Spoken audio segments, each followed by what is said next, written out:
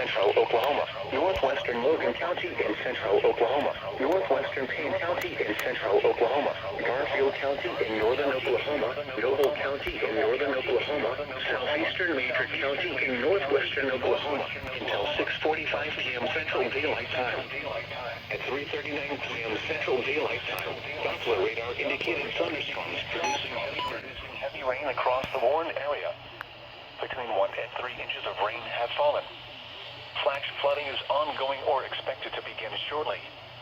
Expected hazards include flash flooding caused by thunderstorms. Source: Doppler radar. The following impacts are expected: flooding of small creeks and streams, urban areas, highways, streets, and underpasses, as well as other drainage and low-lying areas.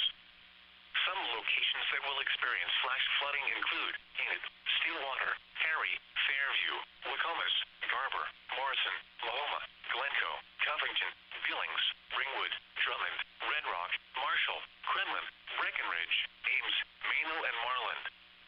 This includes the following highways: Interstate 35 between mile markers 175 and 207.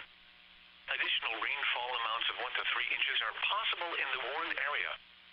Turn around. Don't drown when encountering flooded roads. Most of flood deaths occur in vehicles.